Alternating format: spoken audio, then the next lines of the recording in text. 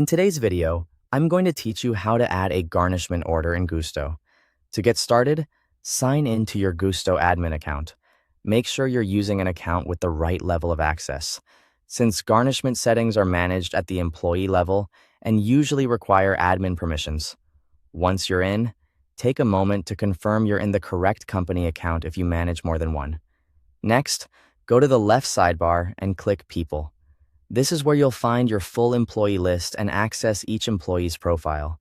From there, select the employee you want to add the garnishment order for.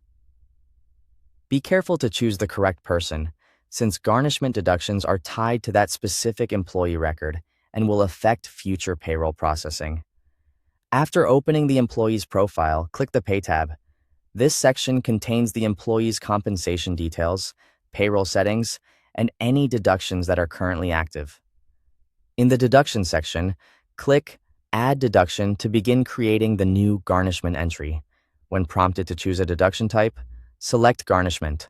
This tells Gusto that the deduction is a court-ordered or agency-issued withholding, rather than a voluntary deduction or standard benefit-related item. After that, choose the appropriate garnishment type from the drop-down menu. It's important to select the correct type so the withholding is categorized properly and handled according to the settings available in Gusto. You'll then need to select the agency that issued the garnishment order.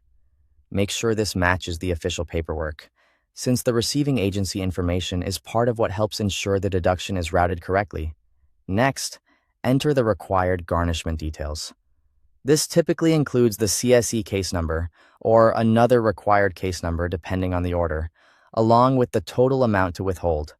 You'll also choose the withholding frequency in the Per field, which determines how the amount is applied during payroll.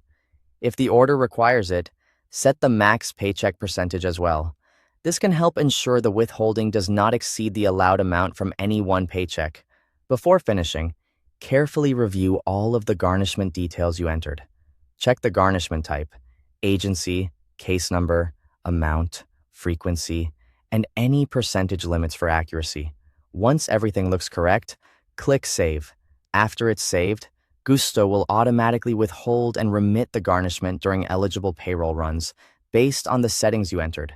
That automation can help reduce manual work, but it's still a good idea to monitor the first payroll where the deduction applies to make sure everything looks right.